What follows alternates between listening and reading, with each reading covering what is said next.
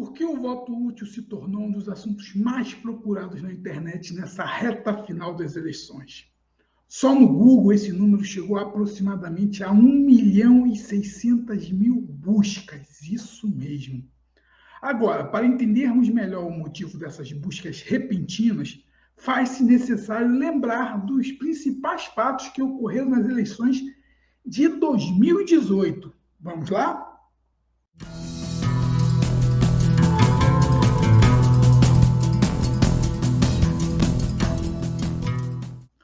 Lula estava preso ilegalmente pelo então juiz suspeito Sérgio Moro, que após as eleições virou ministro de Bolsonaro, que o impediu de concorrer naquelas eleições. Devido a esse fato, na data limite, Lula transferiu sua candidatura para Fernando Haddad, que conseguiu chegar ao segundo turno. Havia uma onda antipetismo no país e um grande clamor popular querendo uma mudança nos status quo da nossa política e pelo fim da corrupção no Brasil.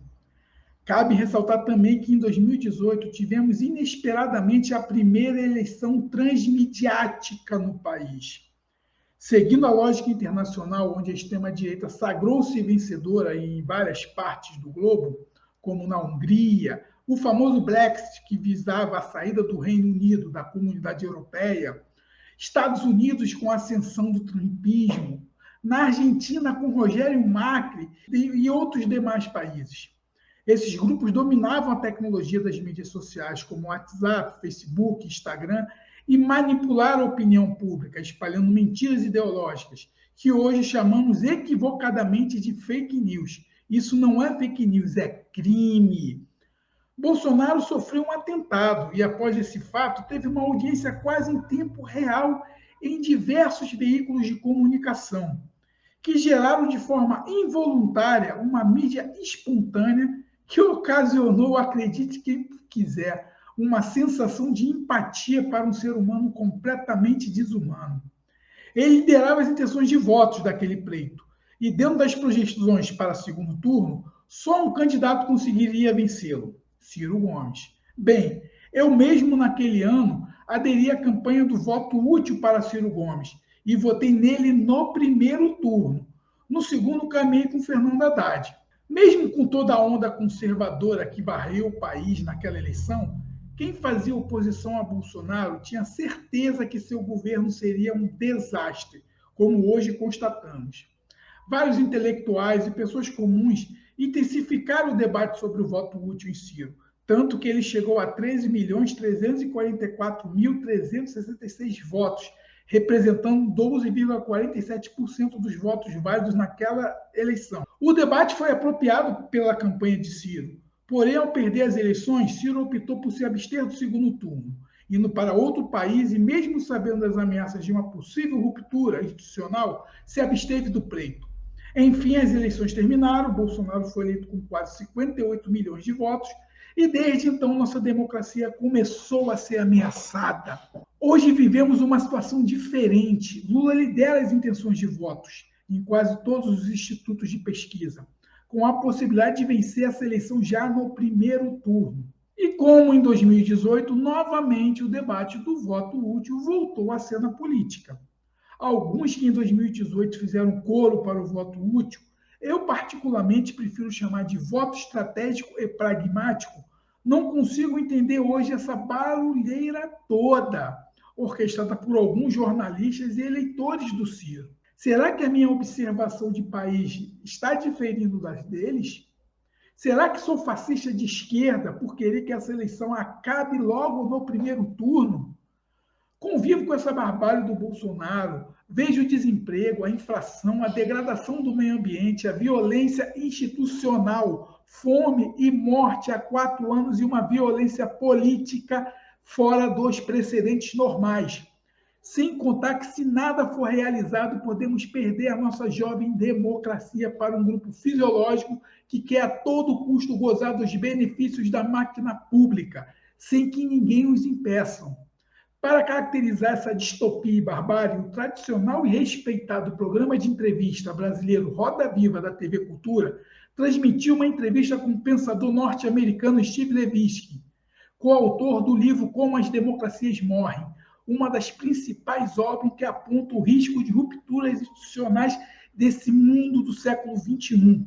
O problema é que agora as democracias, segundo o autor, entendidas como regimes eleitorais em geral, não morrem mais, no sentido que não viram ditaduras clássicas, como tanques nas ruas, mas continuam sendo regimes eleitorais, inclusive com as instituições funcionando, vídeo que acontece na Hungria.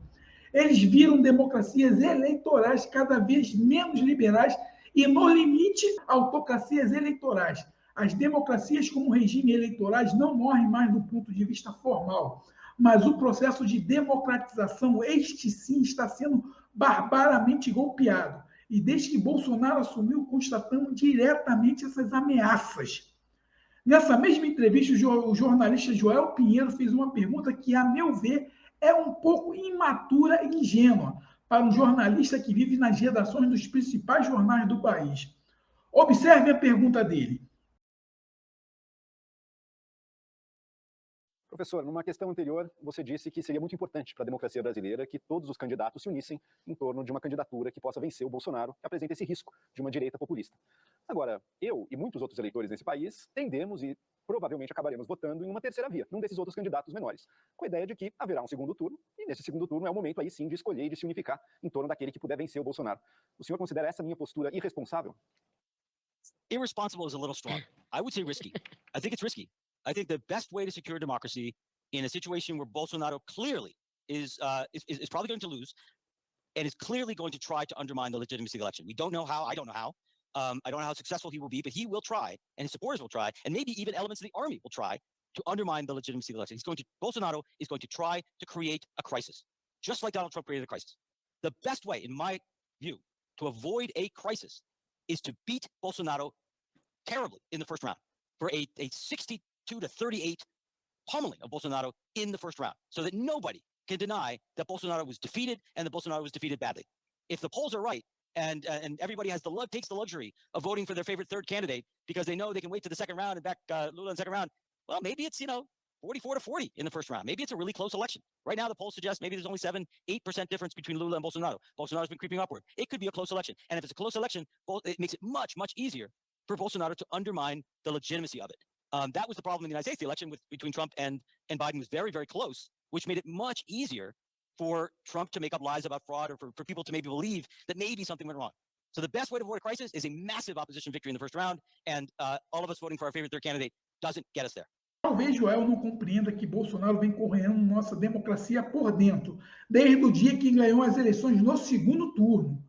Quando ele nomeia ministros para a Suprema Corte, não com notório saber jurídico, mas por ser terrivelmente evangélico, em troca de uma obediência cega ao presidente, o prezado Joel talvez não deva estar acompanhando as votações que estão ocorrendo no STF.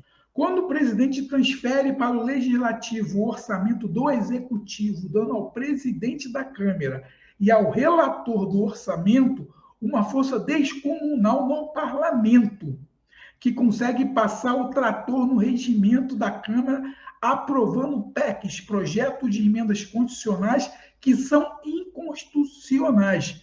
Talvez o prezado Joel esteja cobrindo outras pautas na sua redação.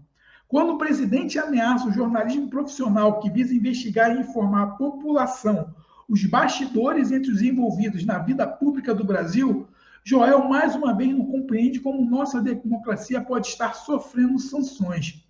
Sem contar as interferências nas forças de investigações apropriadas pelo Executivo, que paralisam investigações e decretam sigilos de 100 anos em diversas atividades, Joel. Talvez o prezado Joel não entenda que os golpes de Estado não são mais realizados constantes nas ruas, nem as ações flagradamente ilegais, com violação aberta dos critérios da poliarquia, com eleições limpas, sufrágio universal, governo eleito, liberdade de associação, liberdade de expressão e fontes alternativas de informação. Levo a crer que o prezado Joel não observou duas características primordiais que estão no livro. 1. Populistas acreditam que existem elites que estão trabalhando contra os interesses das pessoas. 2. populistas acreditam que são a voz do povo verdadeiro de um país em que, assim, nada deve ficar no seu caminho. Talvez os que ainda insistem em arriscar uma ruptura institucional, como o prezado Joel e alguns ciristas, não estão fazendo uma leitura da real política do Brasil.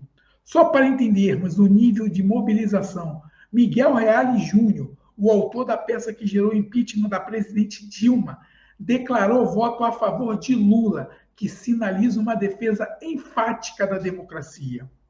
Não estamos no momento propícios para luxos. Precisamos ser útil, pragmático e, acima de tudo, responsável. Querer comparar esse senhor desprezível que corrói a nossa democracia por dentro com o Lula é querer fazer uma falsa equivalência. Cada um tem o seu direito de escolha, como eu tenho o meu direito de querer convencer democraticamente que as eleições terminem no primeiro turno. E por isso digo que eu sou a favor do voto estratégico, sim, como eu fiz em 2018. Agradeço por você assistir esse episódio até o final. Caso você tenha gostado e quiser nos apoiar, peço que se inscreva no canal, curta esse episódio, comente e compartilhe com seus amigos. Essas ações estimularão a TV Popular de Luta a transmitir boas ideias para você e, quem sabe, levar nossa mensagem para outras pessoas. Muito obrigado mesmo.